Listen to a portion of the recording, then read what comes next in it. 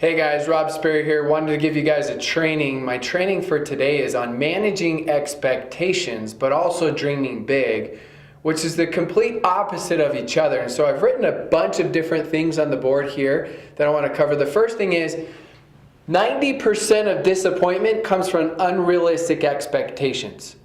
But at the same time, I don't feel like anybody's ever accomplished anything great without unrealistic expectations. I look at people like Michael Jordan when he said he wanted to be the greatest player of all time. That wasn't realistic. I look at, and I have it written up here on the board, Will Smith. Go watch one of his inspirational videos.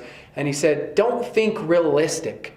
So I think it's a huge balance. And so I want to give you guys both sides of the coin. I want to give you guys a little bit of perspective. So I come here to these numbers right here where it says 1, 3, 5, and 7. And again, these aren't exacts, there's nothing to it. It's just being in the industry and learning from other leaders and learning from my own experiences. I'm going to give you what I perceive as averages. It takes most people 1 year to learn how to do this business. It takes them 3 years to make a full-time income. And this is talking about those who are engaged in the business.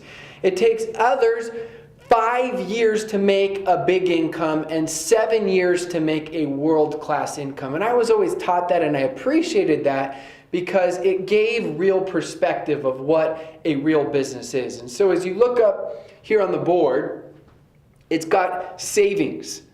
So I look at, as we're talking about this, a little bit perspective, but then we have savings here. When I look at savings, if you had $100,000 in the bank right now, and it just depends on what time of year it is right now, but you'd make about $100 a month.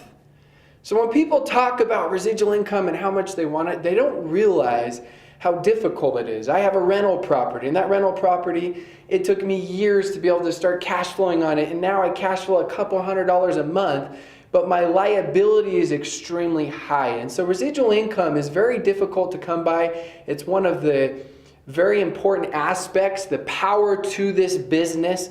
And so as we give you guys a little bit more perspective on it, I want to draw out some examples here of bonus versus residual, because I hear people saying, you know, someone made a huge check and now all their expectations are really high, and typically either we get way too excited and we're too high when things are going well, and when things are going poorly, we're way too discouraged. And you need to find yourself somewhere in the middle. So I'm going to draw this up really quickly here, so bear with me.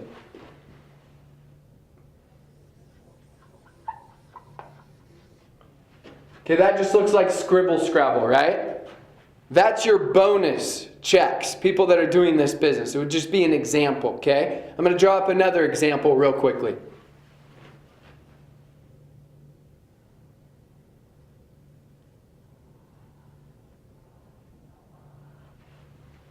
So again, it looks like scribble scrabble. The first one is bonus checks, as it goes ups and downs. You could have a really big month, and then you could have a month that isn't as good. But the residual would be that second graph. It takes time to grow a residual income. That's just standard. It does. It takes time to be able to create that distribution channel. And so I look at that and I hope that that gives you perspective in this business. But what I really want to finish with is this. I want to finish with what I started. 90% of disappointment comes from unrealistic expectations, but I told you I don't feel like anyone's accomplished anything great without them. So you need to find that balance where you set stretch goals. You set those goals to do whatever you possibly can, and they may be really high, lofty goals. I love what Les Brown says. He says, shoot for the stars, land on the moon.